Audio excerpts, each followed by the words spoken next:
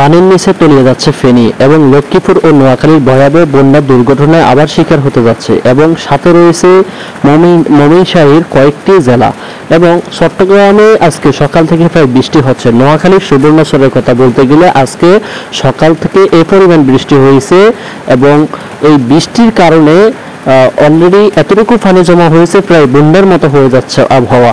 এবং বর্তমান বেগমগঞ্জের কথা বলতে গেলে খুবই ভয়াবহ অবস্থা এবং সতর্কতা জানাইছেন আবহাওয়া অধিদপ্তর। এবং আগামীকালকে 10 তারিখ, যেমন আজকে 9 তারিখের আবহাওয়ার কথা বলতে গেলে আজকের আবহাওয়া আরো ভয়াবহ দিকে যেতে পারে এবং আবহাওয়া অধিদপ্তর জানান অনেক ভারী বৃষ্টি ও বজ্রসহ হালকা বাতাসেরও আবহাওয়া দিয়েছেন এবং সংকেত দিয়েছেন এবং সকলকে নিরাপত্তা অর্জনের জন্য, নিরাপত্তা গ্রহণ করার জন্য এবং যারা রয়েছেন আমাদের নোয়াখালীতে অথবা চট্টগ্রাম বিভাগের মধ্যে বা আশপাশে যারা রয়েছেন সকলকে জরুরি সংকেত জানানো হয়েছে এবং সকলকে নিরাপদ স্থানে যাওয়ার জন্য আবহাওয়া দপ্তর জানাইছেন।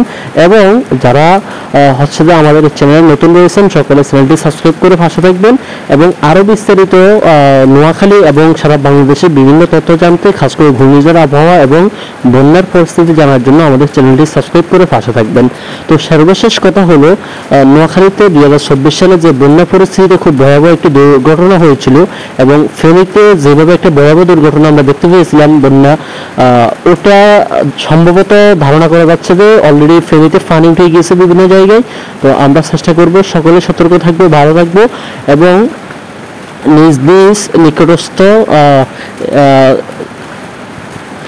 নিকটস্থ নিরাপত্তায় সকলে চলে যাব। তো এই আবহাওয়া কখন থামে, কি করে না করে, কোথায় যায়, থামে কি করে, এগুলো কিছুই বলা যাচ্ছে না। তো আজকের জন্য এতটুকুই ছিল এবং 10 তারিখে সংবাদটি পাওয়ার জন্য আমাদের চ্যানেলটি সাবস্ক্রাইব করে সাথেই থাকুন।